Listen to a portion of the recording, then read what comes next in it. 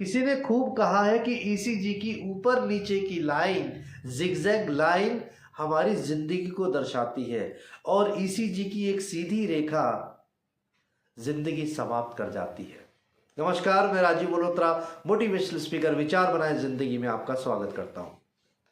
इस दुनिया में कुछ लोग समस्याओं पर फोकस करते हैं और कुछ लोग हैं जो समाधान पर फोकस करते हैं। अब वीडियो यही रोकिए और अपने आप से प्रश्न करिए, क्या मैं समस्याओं पर फोकस रहता हूं या समाधान पर फोकस रहता हूं। समस्याएं जीवन का प्रतीक हैं। ये एक गांठ बांध लीजिए आज ही। जब तक इस दुनिया में है और जब तक रहेंगे तब तक समस्याएं रहेंगी। और वो लोग जो इस दुनिया से चले गए उनके पास आज जीरो समस्या है, कोई भी समस्या नहीं है उनके पास। तो ये हमें देखना है कि हमें फोकस समस्याओं पे करना है या समाधान पे करना है। और इस समाधान को ढूंढने का तरीका जापानीज लोगों का बहुत अच्छा रहा है। एक बार जापान के लोगों ने ये महसूस किया कि जो मछुआरे हैं वो समुद्र के अंदर गहराइयों में जाते हैं और मछलियों को पकड़ के लाते हैं, और जब तक वो मछलियों को लेकर आते हैं तब तक वो मछलियां जो हैं बदबू छोड़ना शुरू कर देती है और जापान के लोग बहुत जल्दी पहचान जाते हैं कि ये मछली फ्रेश नहीं है। अब मछुआरों के सामने ये बहुत समस्या आई कि आखिर ऐसा क्या काम किया जाए कि जब तक हम जाते हैं समुद्र के अंदर दूर तक और फिर वापस आते हैं तो मछलियां बासी हो जाती है। उन्होंने समस्या आपको ऑब्जर्व किया और उसका समाधान निकाला। समाधान क्या निकाला कि मछलियों को समुद्र से पकड़कर उस नाव में ही हम एक टैंक रख देते हैं और उस टैंक में पानी भरकर हम नाव को लेकर आते हैं और फिर वो मछलियां बेचते हैं। लेकिन जैसे ही उन्होंने इस प्रक्रिया को एग्जीक्यूट किया तो जापान के लोगों ने पहचान लिया कि ये मछली अब ज्यादा जिंदा रहने वाली नहीं थी, इसीलिए ये ज्यादा फ्रेश नहीं है।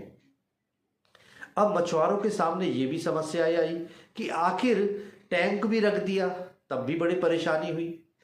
तो उन्होंने एक और सॉल्यूशन निकाला कि मछलियों के लिए हम फ्रीज का काम करेंगे, बर्फ से उनको ढक देंगे।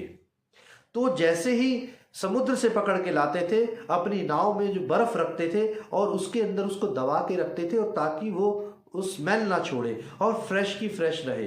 पर जैसे ही मार्केट में बेचते थे और जापानीज लोग उसको यूज करते थे तो उनको पता लगा कि ये फ्रेश नहीं है।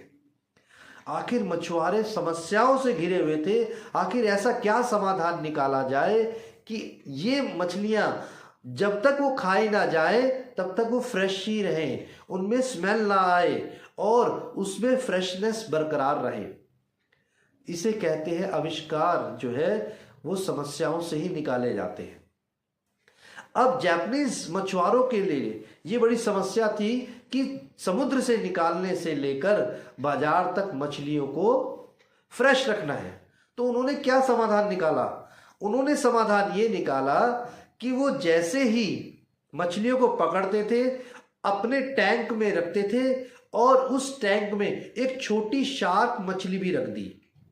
अब ये हमें पता है कि शार्क मछली छोटी मछलियों को खाएगी, पर इसका इतना बड़ा नुकसान नहीं था। और जैसे ही उस शार्क मछली को उस टैंक में रखा, उससे क्या हुआ, जो छोटी मछलियां हैं वो ज्यादा एक्टिव हो गई, अपनी जान को बचाने के लिए वो ज्यादा तैरने लगी। अब ज्यादा जब वो काम करेगी, तैरेगी, तो क्या होगा, वो फ्रेश रहेगी। तो इस तरीके से जापान ने अपनी मछलियों की जो समस्या थी, जो सेल कम हो रही थी, उसको बढ़ाने का काम मछुआरों ने शार्क मछली को टैंक में रखने से किया। तो इसे कहते हैं प्रॉब्लम्स ओरिएंटेड ना होकर सॉल्यूशन ओरिएंटेड होना।